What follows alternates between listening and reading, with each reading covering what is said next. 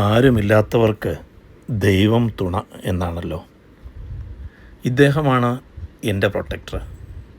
ഞാൻ പറമ്പിലേക്ക് ഇറങ്ങുമ്പോൾ എവിടെ നിന്നാണെന്നറിയില്ല, അദ്ദേഹം വരും. എനിക്ക് മുൻപേ അദ്ദേഹം നടക്കും. ഈ പക്ഷിയുടെ പേരാണ് മാഗ്പൈ. കാക്കയും കൊക്കും കൂടെ ചേർന്ന പോലത്തെ ഒരു കളറ്. ഈ മാഗ്പൈ ഇവർ കൂട്ടമായിട്ട് വന്നിട്ട് ആക്രമിക്കും. പൊതുവേ ഇദ്ദേഹം ഭീകരനായിട്ടാണ് അറിയപ്പെടുന്നത് ഇവിടെ ഓസ്ട്രേലിയയിൽ. ഇദ്ദേഹം അല്ലെങ്കിൽ ഇദ്ദേഹത്തിൻ്റെ കൂട്ടുകാർ ഒരുമിച്ച് ചേർന്ന് കൊത്തിയിട്ട് ബാലൻസ് തെറ്റി ബൈസൈക്കിൾ യാത്രക്കാർ മരിച്ചതായിട്ടും കണ്ണിനിട്ട് കുത്തിയതായിട്ടും കുഞ്ഞുങ്ങളെ ഉപദ്രവിച്ചതായിട്ടും ഒക്കെ ഒരുപാട് കേൾവി ഇവിടെ ഉണ്ട്. അത് യാഥാർത്ഥ്യമാണ് താനും, കിംവദന്തിയല്ല, യാഥാർത്ഥ്യമാണ്. പക്ഷേ ഇദ്ദേഹം എനിക്ക് വളരെ പ്രിയങ്കരനാണ്.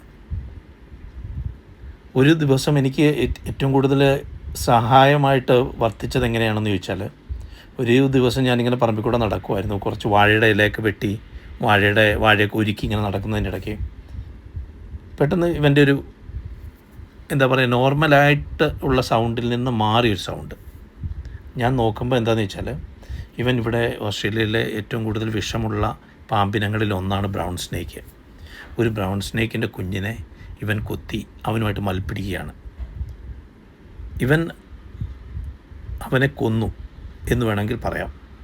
ഞാൻ നോക്കുമ്പം ആ ബ്രൗൺ സ്നേക്കിൻ്റെ കുഞ്ഞ് പിടഞ്ഞു മരിക്കുകയാണ്.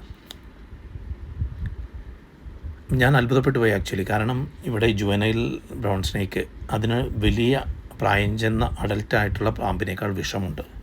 അപ്പോൾ അറിയാതെ എങ്ങാനും ഞാൻ സ്പർശിച്ചിരുന്നെങ്കിൽ ഓൾമോസ്റ്റ് അപകടകരമായ ഒരു ഘട്ടത്തിലേക്ക് നമ്മൾ പോയേനെ.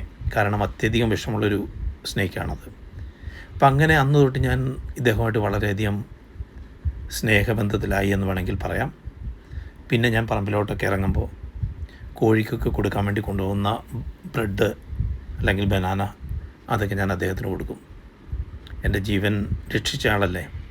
പിന്നീട് എപ്പോഴും പുള്ളി എൻ്റെ കൂടെ ഉണ്ട്. പക്ഷേ പുള്ളി എവിടെയാണ് പോയി അന്തി ഉറങ്ങുന്നതെന്നോ എവിടെ നിന്നാണ് വരുന്നതെന്നോ എന്ന് എനിക്കറിയില്ല. പക്ഷേ ഞാൻ പറമ്പിലേക്ക് ഇറങ്ങുമ്പോൾ ആശാൻ വരും. എനിക്ക് മുൻപേ നടക്കും. എനിക്കൊരു ധൈര്യമാണ് ആക്ച്വലി.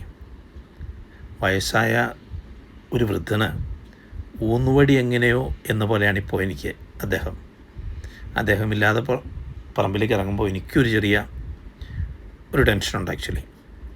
എവിടെ പോയി ആശാൻ? ഭയമല്ല, എവിടെ പോയി? എൻ്റെ സുഹൃത്ത് എവിടെ പോയി? എൻ്റെ സംരക്ഷകൻ എവിടെ പോയി എന്നുള്ള ഒരു ആകാംക്ഷ.